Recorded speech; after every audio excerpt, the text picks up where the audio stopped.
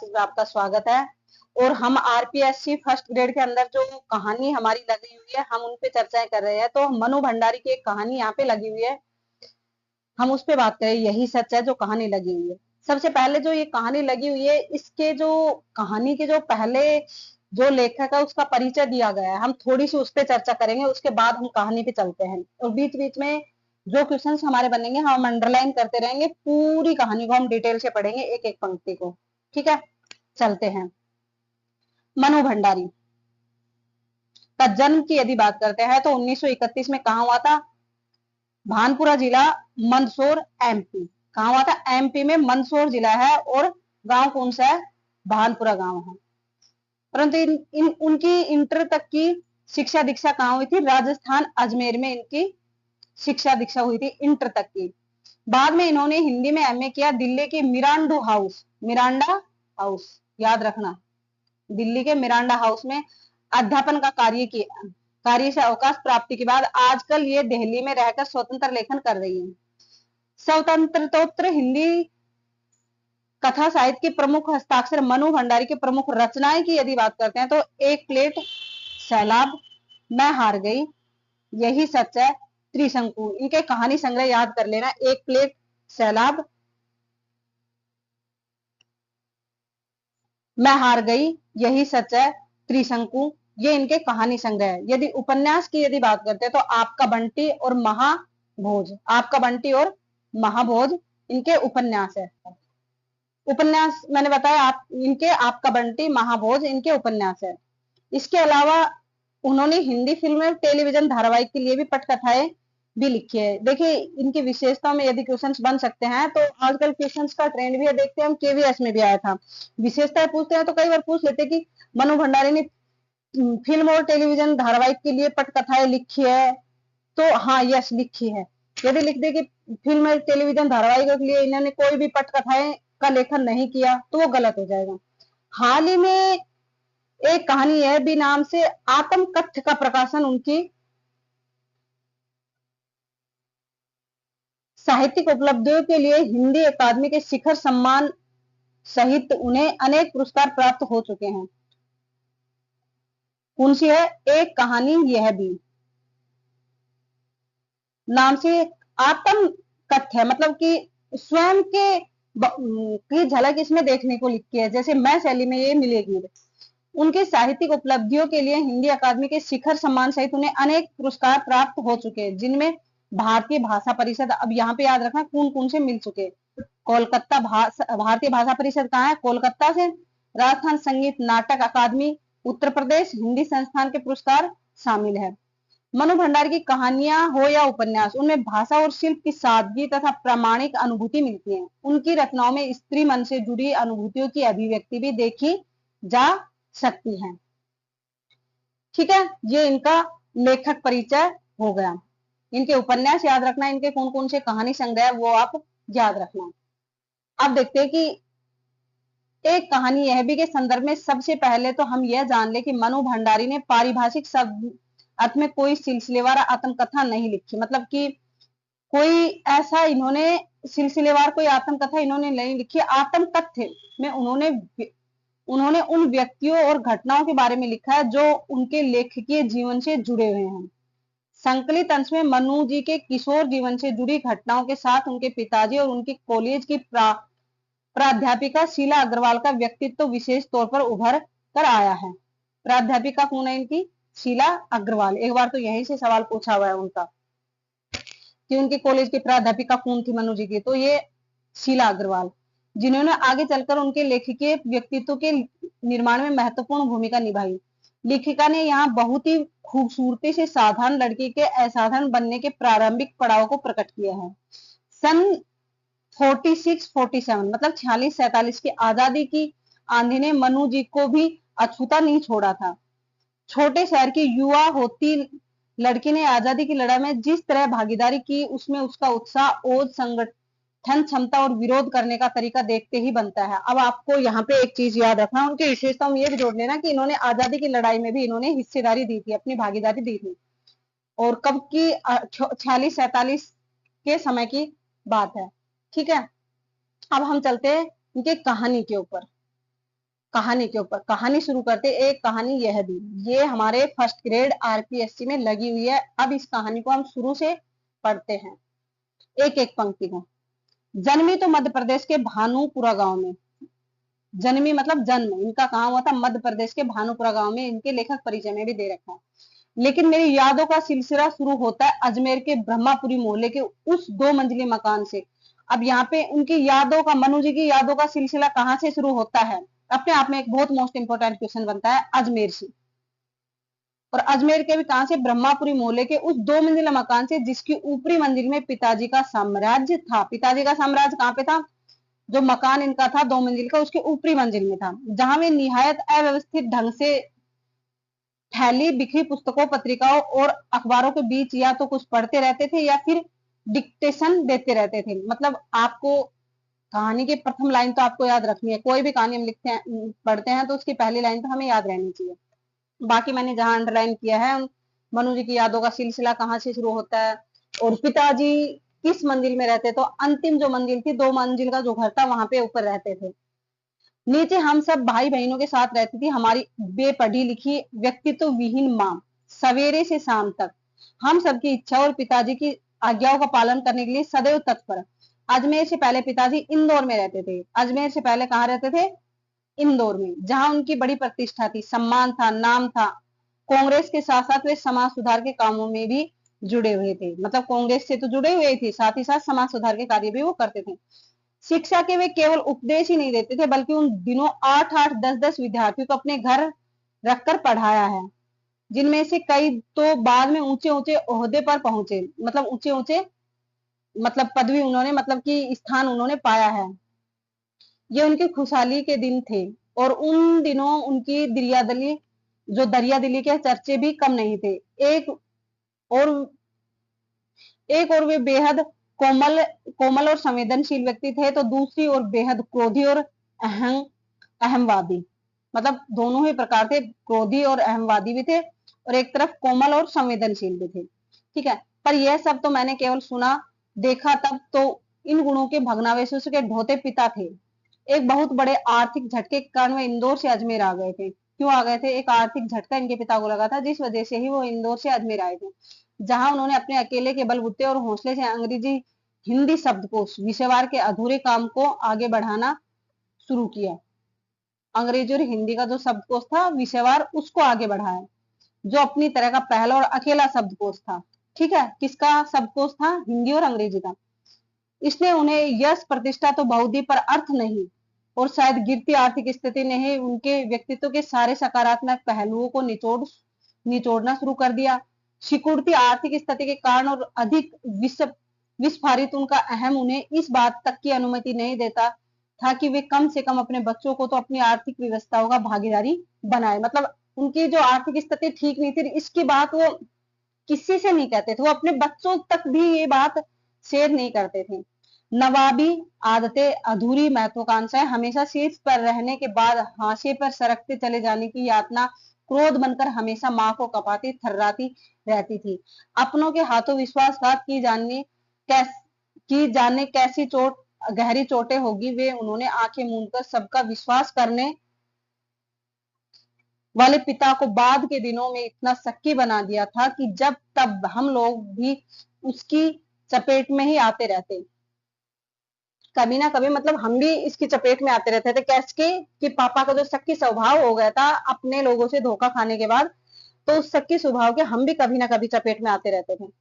पर यह पितृ गाथा मैं इसलिए नहीं गा रही कि मुझे उनका गौरवगान करना है, बल्कि मैं तो यह देखना चाहती हूँ कि उसके व्यक्तित्व की कौन सी खूबी और खामियां मेरे व्यक्तित्व के ताने बाने में गुथी हुई है, न कि अनजाने अनचाहे किए उनके व्यवहार ने मेरे भीतर किन ग्रंथियों को जन्म दे दिया। मैं काली हूँ। मनु भंडारी का रंग कैसा है, सांवला है, काला है, बचपन में दुबली और मरियल भी थी। गोरा रंग पिताजी की कमजोरी थी। मतलब पिताजी की कमजोरी कैसी थी, गोरा रंग। सो बचपन में मुझसे 2 साल बड़ी, खूब गोरी, स्वस्थ, हसमुख बहन सुशीला। अब इनकी हसमुख सुंदर गोरी चिट्टी बहन कौन थी, सुशीला से हर बात में तुलना और फिर उसकी प्रशंसा ने ही क्या मेरे भीतर ऐसे गहरे हीन भाव की ग्रंथि पैदा नहीं कर दी कि नाम सम्मान प्रतिष्ठा पाने के बावजूद आज तक मैं उससे उभर नहीं पाई। आज भी परिचय करवाते समय जब कोई कुछ विशेषता लाकर मेरी लेखकीय उपलब्धि का जिक्र करने लगता है तो मैं संकोच से सिमट ही नहीं जाती बल्कि गड़ने गड़ने को हो जाती हूँ। शायद अचेतन की किसी परत के नीचे दबी इसी हीन भावना के चलते मैं अपने किसी भी उपलब्धि पर भरोसा नहीं कर पाती। देखिए ये गलत है। बाकी जो मनु जी बता रही है इनके साथ भी ऐसा हुआ है घर में कि रंग के आधार पे उनको आंका जा रहा था। जो सुशीला उनसे 2 साल बड़ी जो उनकी बहन थी, ये भी याद रखना कि बड़ी थी, वो गोरी थी तो उसके पापा उसको ज्यादा महत्व देते थे क्योंकि पापा को वो सुंदर थी इसलिए ज्यादा अच्छी लगती थी वो बिटिया। इस बात की हीन भावना बच्चे के अंदर बैठ गई है और अभी तक इनकी हीन भावना मन से नहीं निकल पाई है।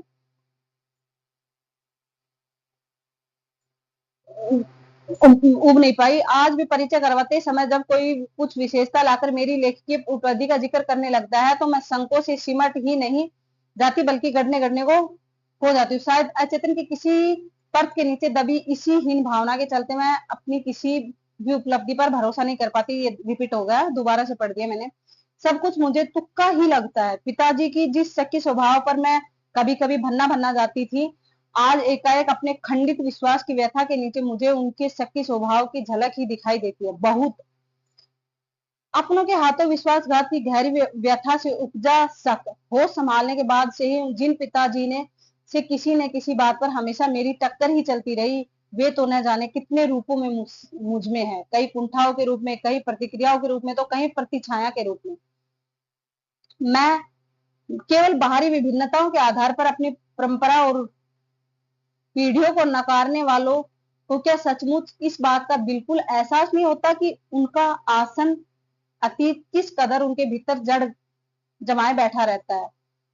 समय का प्रवाह भले ही हमें दूसरी दिशाओं में बहाकर ले जाए, स्थितियों का दबाव भले ही हमारा रूप बदल दे, हमें पूरी तरह उससे मुक्त तो नहीं कर सकता।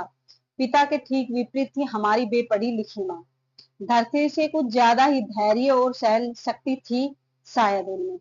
पिताजी की हर ज्यादती को अपना प्राप्य और बच्चों की हर उचित अनुचित फरमाइश और जिद को अपना फर्ज समझकर बड़े सहज भाव से स्वीकार करती थी। उन्होंने जिंदगी भर अपने लिए कुछ मांगा नहीं, चाहा नहीं, केवल दिया ही दिया। हम भाई बहनों का सारा लगाव माँ के साथ था, लेकिन निहायत ऐसा मजबूरी में लिपटा उनका यह त्याग कभी मेरा आदर्श नहीं बन सका। न उनका त्याग, न उनकी सही सुनता। खैर जो भी हो, अब यह पैतृक पुराण यही समाप्त कर अपने पर लौटती हूँ। 5 भाई बहनों में सबसे छोटी मैं। भाई बहन कितने हैं ये लोग? कितने भाई बहन है? 5। अंडरलाइन कर लीजिए। और मनु जी सबसे छोटी हैं। सबसे बड़ी बहन की शादी के समय मैं शायद 7 साल की थी। कितने साल की थी? 7 साल की थी। उसकी एक धुंधली सी याद ही मेरे मन में है, लेकिन अपने से 2 साल बड़ी बहन मनु से बड़ी है 2 साल सुशीला। और मैंने घर के बड़े से आंगन में बचपन के सारे खेल खेले। सतोलिया, लंगड़ी टांग, पकड़म पकड़ाई, काली टिल्लो, तो कमरों में गुड्डे गुडियों के ब्याह भी रचाए। मतलब बच्चे जो खेल खेलते हैं वो सभी हमने खेले। पास पड़ोस की सहेलियों के साथ क्यों खेलने को हमने भाइयों के साथ गिल्ली डंडा भी खेला और पतंग भी उड़ाने। कांच पीस कर मांझा सूतने का काम भी किया। मतलब जब पतंग उड़ाते हैं तो जो उसकी पतंग उड़ाने की जो रस्सी जो बनाते हैं ना, उसको कांच के ऐसा कुछ मसाला बना के उसमें जो करते हैं उसके बारे में बता रहे हैं। कांच पीस कर मांझा सूतने का काम भी किया। लेकिन उनकी गतिविधियों का दायरा घर के बाहर ही अधिक रहता था। हमारी सीमा भी थी घर। मतलब भाई तो बाहर ज्यादा घूमते थे और हमारी सीमा घर के अंदर ज्यादा थी। इतना जरूर था कि उस जमाने में घर की दीवारें घर तक ही सीमित नहीं हो जाती थी बल्कि पूरे मोहल्ले तक फैली रहती थी। सही है, आजकल नहीं है, लेकिन पहले हम भी छोटे थे तो मतलब हम पूरे मोहल्ले में घूमते थे खेलते हुए, क्योंकि वो घर घर ही ऐसा होता था, यही खेलना कहीं दूर मत जाना, यही खेलना मतलब इसी मोहल्ले में खेलना कहीं दूर मत जाना, यही होता था। सही बात है। इसलिए मोहल्ले के किसी भी घर में जाने पर कोई पाबंदी नहीं थी, बल्कि कुछ घर तो परिवार का हिस्सा ही थे। आज तो मुझे बड़ी शिद्दत के साथ यह महसूस होता है कि अपनी जिंदगी खुद जीने के इस आधुनिक दबाव ने महानगरों के फ्लैट में रहने वालों को हमारे इस परंपरागत पड़ोस कल्चर से विच्छिन्न करके हमें कितना संकुचित, असहाय और असुरक्षित बना दिया है। सही बात है, आजकल हम फ्लैट में और ऐसे अकेला रहना पसंद करते हैं कि हम फ्लैट में हैं, सिर्फ हम और हमारे बच्चे। आगे आगे तो ये हो जाएगा शायद बच्चे भी ना रखे, सिर्फ खुद ही रहना पसंद करें। ये जो पड़ोसी जो कल्चर था, एक दूसरे को पता ही नहीं चलता कि हमारे पड़ोस में रह कौन रहा है, ये कल्चर ही अब खत्म हो गया। मेरी कम से कम 1 दर्जन आरंभिक कहानियों के पात्र इसी मोहल्ले के हैं। किस मोहल्ले के हैं? ये अजमेर वाला जो ब्रह्मपुरी मोहल्ला है, यहीं से, जहां मैंने अपनी किशोरावस्था गुजारी, अपनी युवावस्था का आरंभ किया। यहाँ से पूछ सकते हैं कि मनु जी का किशोर अवस्था कहाँ गुजरे और युवावस्था कहाँ प्रारंभ हुई, तो यहीं पे है, जहाँ पे इन्होंने बताया अजमेर में। एक दो को छोड़कर उनमें से कोई भी पात्र मेरे परिवार का नहीं है। बस इनको देखते सुनते इनके बीच ही में बड़ी हुई थी, लेकिन इनकी छाप मेरे मन पर इतनी गहरी थी, इस बात का एहसास तो मुझे कहानियां लिखते समय हुआ। इतने वर्षों के अंतराल ने भी उनकी भाव भंगिमा भाषा किसी को भी धुंधला नहीं किया, और बिना किसी विशेष प्रयास के बड़े सहज भाव से वे उतरते चले गए। मेरी कहानी के जो पात्र थे, जो मैंने वहां से लिए थे अपने, जहाँ पे अजमेर जहाँ रहते थे, वो सहज भाव से, मतलब मेरे को कोई प्रयास नहीं करना पड़ा, सहज भाव से मैंने उनको अपनी कहानियों में उतार दिया। उसी समय के दास साहब अपने व्यक्तित्व की अभिव्यक्ति के लिए अनुकूल परिस्थितियां पाते ही महाभोज में इतने वर्षों बाद ऐसे कैसे एकाएक जीवित हो उठे, यह मेरे लिए भी आश्चर्य का विषय था, एक सुखद आश्चर्य। देखिए अब यहाँ पे आप याद रखना कि अपनी इस कहानी में उसने अपना महाभोज उपन्यास का नाम लिया और महाभोज के एक पात्र का, दास साहब का, इन्होंने नाम लिया है। उस समय तक हमारे परिवार में लड़की के विवाह के लिए अनिवार्य योग्यता थी उम्र में 16 वर्ष और शिक्षा में मैट्रिक। उस समय की लड़की की योग्यता क्या थी शादी के लिए? उम्र कितनी होनी चाहिए? 16 वर्ष, और शिक्षा मैट्रिक। सन 44 में सुशीला ने यह योग्यता प्राप्त की और शादी करके कोलकाता चली गई। सुशीला जो इनकी सुंदर जो बहन थी, गोरी चिट्टी, जो पापा को पसंद थी, वो कहाँ चली गई थी शादी करके? कोलकाता। और 44 में, 1944 में, मतलब उन्होंने ये योग्यता हासिल कर ली थी, मैट्रिक की और 16 वर्ष की। दोनों बड़े भाई भी आगे पढ़ाई के लिए बाहर चले गए।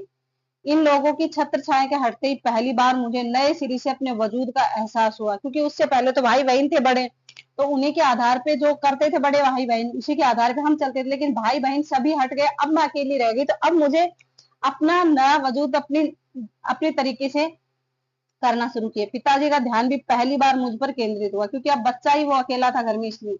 लड़कियों को जिस उम्र में स्कूली शिक्षा के साथ साथ शुगर गृहिणी और कुशल पाक शास्त्री बनाने के नुखे जुटाए जाते थे, पिताजी का आग्रह था कि मैं रसोई से दूर ही रहूं। रसोई को वे भटियार खाना कहते थे। क्या कहते थे? भटियार खाना कहते थे। और उनके हिसाब से वहां रहना अपनी क्षमता और प्रतिभा को भट्टी में झोंकना था। घर में आए दिन विभिन्न राजनीतिक पार्टियों के जमावड़े होते थे, जमकर बहस होती थी, मतलब किसी मुद्दे को लेकर बहस करना पिताजी का प्रिय सगल था। अब इनके पिताजी का प्रिय क्या था? बहस करना किसी मुद्दे को लेकर। चाय पानी या नाश्ता देने जाती तो पिताजी मुझे वहीं बैठने को कहते। वे चाहते थे कि मैं भी वहीं बैठूं, सुनूं और जानूं कि देश में चारों ओर क्या क्या कुछ हो रहा है। देश में हो भी तो कुछ, तो कितना कुछ रहा था। सन 42 के आंदोलन के बाद तो सारा देश जैसे खोल रहा था, लेकिन वे विभिन्न राजनीतिक पार्टियों की नीतियां, उनके आपसी विरोध तथा मतभेद की तो मुझे दूर दूर तक कोई समझ नहीं थी। हाँ, क्रांतिकारियों और देशभक्त शहीदों के रोमानी आकर्षण, उनकी कुर्बानियों से जरूर मन आक्रांत होता था। अब यहाँ पे मनु जी का मन आक्रांत किससे होता था? जो क्रांतिकारी और देशभक्ति की जो रोमानी जो आकर्षण थी ना, उनकी जो कुर्बानियां थी, उससे उनका मन आक्रांत होता था। सो 10वीं कक्षा तक आलम यह था कि बिना किसी खास समझ के घर में होने वाली बहस सुनती थी और बिना चुनाव किए, बिना लेखक की अहमियत से परिचय जो किताबें पढ़ती थी। लेकिन सन 45 में जैसे ही 10वीं पास की, अब मैडम ने 10वीं पास कब किया? मनु जी ने 45 में, फर्स्ट ईयर में आई। हिंदी की प्राध्यापिका शीला अग्रवाल। अब इनकी हिंदी की प्राध्यापिका का नाम क्या है? शीला अग्रवाल से परिचय हुआ फर्स्ट ईयर में जब गई तब। सावंती गर्ल्स हाई स्कूल, जहां मैंने ककहरा सीखा। 1 साल पहले ही कॉलेज बना था। ये जब इन्होंने दाखिला लिया है, उससे 1 साल पहले ही ये कॉलेज बना था, और वे इसी साल नियुक्त हुई थी। किस कॉलेज का नाम? Savitri girls high school. और हिंदी के प्राध्यापिका, 1 साल पहले ही ये बनी थी ये कॉलेज। शीला अग्रवाल इनकी जो हिंदी की प्राध्यापिका, उनका नाम है। उन्होंने बाकायदा साहित्य की दुनिया में प्रवेश करवाया। साहित्य की दुनिया में ये क्वेश्चन पूछा था कि साहित्य की दुनिया में प्रवेश किसने करवाया था मनु जी का? तो इनकी हिंदी प्राध्यापिका शीला अग्रवाल ने।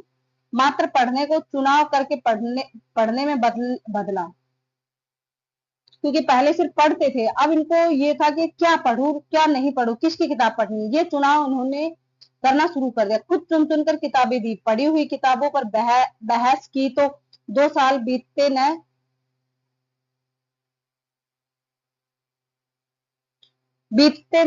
साहित्य की दुनिया शरद प्रेमचंद से बढ़कर जैनेन्द्र अज्ञ, यशपाल, भगवती शरण वर्मा तक फैल गई। अब ये कौन कौन से का नाम दिया इन्होंने, जैनेन्द्र, यशपाल और आगे भगवती चरण वर्मा तक का नाम दिया, और फिर तो फैलती ही चली गई। उस समय जैनेन्द्र जी की छोटी छोटी सरल सहज वाक्यों वाली शैली ने बहुत आकृष्ट किया। किसकी शैली ने आकृष्ट किया था मनु जी को? जैनेन्द्र की। सुनीता, अब जैनेन्द्र के भी एक उपन्यास का यहाँ पे इन्होंने नाम दिया है कि सुनीता उपन्यास बहुत अच्छा लगा था। अज्ञे जी का उपन्यास शेखर एक जीवनी पढ़ा जरूर, पर उस समय वह मेरी समझ के सीमित दायरे में समा नहीं पाया था। कुछ सालों के बाद नदी के दीप पढ़ा तो उसने मन को इस कदर बांधा कि उसी झोंक में शेखर को फिर से पढ़ गई। ये यहाँ पे सारी चीजें आपको याद रहेंगे। जिनेन्द्र का तो सुनीता उपन्यास इनको अच्छा लगा था, अज्ञे का पढ़ा था उन्होंने शेखर एक जीवनी, लेकिन वो समझ से बाहर था। लेकिन फिर उनकी नदी के दीप पढ़ी तो इनको फिर लगा कि शेखर एक जीवनी पढ़ो, फिर दोबारा से उनको ये पढ़ा। शायद मूल्यों के मंथन का युग था, पाप पुण्य नैतिक अनैतिक सही गलत की बनी बनाई धारणाओं के आगे प्रश्न चिन्ह ही नहीं लग रहे थे, उन्हें ध्वस्त भी किया जा रहा था। इसी संदर्भ में जैनेन्द्र का त्याग पत्र, अब जैनेन्द्र का एक और उपन्यास का नाम इन्होंने लिया है त्याग पत्र। भगवती बाबू का चित्रलेखा, भगवती मतलब कि इन्होंने भगवती चरण वर्मा का नाम लिया, चित्रलेखा पढ़ा, और शीला अग्रवाल के साथ लंबी लंबी बहसें करते हुए उस उम्र में जितना समझ सकती थी मैंने समझा।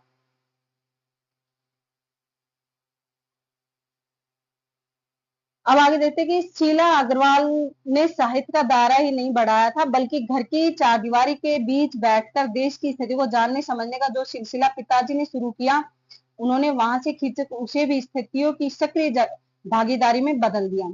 सन 46-47 के वे दिन, वे स्थितियां, उसमें वैसे भी घर में बैठे रहना संभव था भला। प्रभात फेरिया, हड़तालें, जुलूस, भाषण, हर शहर का चरित्र था, और पूरे दमखम और जोश खरोश के साथ इन सबसे जुड़ना हर युवा का उन्माद। मैं भी युवा थी, और शीला अग्रवाल की जोशीली बातों ने रंगों में बहते खून को लावे में बदल दिया था। किसकी जोशीली बातें? शीला अग्रवाल की। स्थिति यह हुई कि एक बवंडर शहर में मचा हुआ था, और एक घर में पिताजी की आजादी की सीमा यहीं तक थी कि उनकी उपस्थिति में घर में आए लोगों के बीच उठू बैठू जानू समझू हाथ उठाकर नारे लगाती, हड़तालें करवाती, लड़कों के साथ शहर की सड़कें नापती। लड़की को अपनी सारी आधुनिकता के बावजूद बर्दाश्त करना उनके लिए मुश्किल हो रहा था। तो किसी की दी हुई आजादी के दायरे में चलना मेरे लिए जब रंगों में लहू की जगह लावा बहता हो, तो सारे निषेध, सारी वर्जनाएं और सारा भय कैसे ध्वस्त हो जाता है, यह तभी जाना। और अपने क्रोध से सबको थरथरा देने वाले पिताजी से टक्कर लेने का जो सिलसिला तब शुरू हुआ था जब वो आंदोलन वगैरह में भाग लेती थी, और राजेंद्र जी से शादी की, तब तक वह चलता ही रहा। कौन सा? जो पापा जी से डरती थी, लेकिन बाद में पापा जी से हर बात के ऊपर मैं टक्कर लेने लगी थी। ये सिलसिला उस आंदोलन के समय से शुरू हुआ था कि मैं आंदोलन में भाग लेने लगी थी, पापा जी नहीं चाहते थे, लेकिन वो सिलसिला जब राजेंद्र जी से मैंने अपनी मर्जी से शादी की थी तब तक वो चलता रहा। यश कामना, बल्कि कहूं कि यश लिप्सा पिताजी की सबसे बड़ी दुर्बलता थी और उनके जीवन की धुरी थी। सबसे बड़ी इनकी दुर्बलता पापा की क्या बताई? यश की कामना। उनके जीवन की धुरी भी यही थी, यश की कामना। यह सिद्धांत कि व्यक्ति को कुछ विशिष्ट बनकर जीना चाहिए, कुछ ऐसे काम करने चाहिए कि समाज में उनका नाम हो, सम्मान हो, प्रतिष्ठा हो, वर्चस्व हो। इसके चलते ही मैं दो एक बार उनके कोप से बच गई थी। एक बार कॉलेज से प्रिंसिपल का पत्र आया कि पिताजी आकर मिले और बताया कि मेरी गतिविधियों के कारण मेरे खिलाफ अनुशासनात्मक कार्रवाई क्यों न की जाए। पत्र पढ़ते ही पिताजी आग बबूला, यह लड़की मुझे कहीं मुंह दिखाने लायक नहीं रखेगी, पता नहीं क्या क्या सुनना पड़ेगा वहां जाकर। 4 बच्चे पहले भी पढ़े, किसी ने ये दिन नहीं दिखाया। गुस्से से भन्नाते हुए वे गए थे। लौटकर क्या कहकर बर्फा हो गए इसका अनुमान था, सो मैं पड़ोस की एक मित्र के यहाँ जाकर बैठ गए। माँ को कह दिया कि लौटकर बहुत कुछ गुबार निकल जाए तब बुलाना। लेकिन जब माँ ने आकर कहा कि वे तो खुश ही है, चली चल, तो विश्वास न हुआ। गई तो सही, लेकिन डरते डरते। सारी कॉलेज की लड़कियों पर इतना रोब है तेरा, सारा कॉलेज तुम 3 लड़कियों के इशारों पर चल रहा है। प्रिंसिपल बहुत परेशान थी और बार बार आग्रह कर रही थी कि मैं तुझे घर बैठा लूं, क्योंकि वे लोग किसी तरह डरा धमका कर, डांट फटकार कर लड़कियों को क्लास में भेजते हैं, और अगर तुम लोग एक इशारा कर दो कि क्लास छोड़कर बाहर आ जाओ, तो सारी लड़कियां निकलकर मैदान में जमा होकर नारे लगाने लगती हैं। तुम लोगों के मारे कॉलेज चलाना मुश्किल हो गया है। उन लोगों के लिए कहा तो जाते समय पिताजी मुंह दिखाने से घबरा रहे थे, और कहा बड़े गर्व से कहकर आए कि यह तो पूरे देश की पुकार है, इस पर कोई कैसे लगा सकता है भला। बेहद गदगद स्वर में पिताजी यह सब सुनाते रहे, और मैं अवाक, मुझे न अपनी आंखों पर विश्वास हो रहा था, न अपने कानों पर यह हकीकत थी। एक घटना और, आजाद हिंद फौज के मुकाबले का सिलसिला था। सभी कॉलेजों, स्कूलों, दुकानों के लिए हड़ताल का आह्वान था। जो नहीं कर रहे थे, छात्रों का एक बहुत बड़ा समूह वहां जाकर हड़ताल करवा रहा था। शाम को अजमेर का पूरा विद्यार्थी वर्ग चौपड़, मुख्य बाजार का चौराहा पर इकट्ठा हुए, फिर हुई भाषणबाजी। इस बीच पिताजी के एक निहायत दकियानुसी मित्र ने घर आकर अच्छी तरह पिताजी की लू उतारी। अरे उस मनु की तो मत मारी गई। पर भंडारी जी, आपको क्या हुआ? ठीक है, आपने लड़कियों को आजादी दी, पर देखते आप जाने कैसे कैसे उल्टे सीधे लड़कों के साथ हड़तालें करवाती, हुड़दंग मचाती फिर रही है। वह हमारे आपके घरों की लड़कियों को शोभा देता है ये सब? कोई मान मर्यादा, इज्जत आबरू का ख्याल भी रह गया है आपको या नहीं? वे तो आग लगाकर चले गए और पिताजी सारे दिन भभकते रहे। बस अब यही रह गया कि लोग घर आकर थू थू करके चले जाएं। बंद करो अब इस मनु का घर से बाहर निकलना। इस सबसे बेहतर मैं रात होने पर घर लौटी तो पिताजी के एक बेहद अतरंग और अभिन्न मित्र ही नहीं, अजमेर के सबसे प्रतिष्ठित और सम्मानित डॉक्टर अंबालाल जी बैठे थे। अब ये पूछ सकते कि अजमेर के सबसे प्रतिष्ठित और सम्मानित कौन थे? अंबालाल जी बैठे थे। मुझे देखते ही उन्होंने बड़ी गर्मजोशी से स्वागत किया। आओ आओ मनु, मैं तो चौपड़ पर तुम्हारा भाषण सुनते ही सीधा भंडारी जी को बधाई देने चला आया।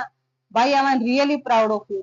क्या तुम घर में घुसे रहते हो? भंडारी जी, घर से निकला भी करो। You have missed something. और वे धुआंधार तारीफ करने लगे। वे बोलते जा रहे थे और पिताजी के चेहरे का संतोष धीरे धीरे गर्व में बदलता जा रहा था। भीतर जाने पर माँ ने दोपहर के गुस्से वाली बात बताई तो मैंने राहत की सांस ली। आज पीछे मुड़कर देखती हूँ तो इतना तो समझ में आता है कि क्या तो उस समय मेरी उम्र थी और क्या मेरा भाषण रहा होगा। यह तो डॉक्टर साहब का स्नेह था जो उनके मुंह से प्रशंसा बनकर बह रहा था। या यह भी हो सकता है कि आज से 50 साल पहले अजमेर जैसे शहर में चारों ओर से उमड़ती भीड़ के बीच एक लड़के का बिना किसी संकोच और झिझक के ये धुआंधार बोलते चले जाना ही उनके इसके मूल में रहा हो। पर पिताजी कितनी तरह के अंतर विरोधियों के बीच जीते थे। वे एक और विशिष्ट बनने और बनाने की प्रबल लालसा, तो दूसरी ओर सामाजिक छवि के प्रति भी उतनी ही सजगता। पर क्या यह संभव है? क्या पिताजी को इस बात का बिल्कुल भी एहसास नहीं था कि इन दोनों का तो रास्ता ही टकराहट था? किन दोनों का रास्ता टकराहट का था? सामाजिक छवि और विशिष्ट बनने की जो प्रबल इच्छा थी, उस दोनों का रास्ता टकराहट का था। सन 1947 में मई महीने में शीला अग्रवाल को कॉलेज वालों ने नोटिस थमा दिया, लड़कियों को भड़काने और कॉलेज का अनुशासन बिगाड़ने के आरोप में। इस बात को लेकर हुड़दंग न मची, इसलिए जुलाई में 3rd ईयर की क्लासेज बंद करके हम 2-3 छात्राओं का प्रवेश निषेध कर दिया। हुड़दंग तो बाहर रहकर भी इतना मचाया कि कॉलेज वालों को अगस्त में आखिर 3rd ईयर खोलना पड़ा। जीत की खुशी पर सामने खड़ी बहुत बहुत बड़ी चिर प्रतीक्षित खुशी के सामने यह खुशी बिला गई। शताब्दी की सबसे बड़ी उपलब्धि क्या थी?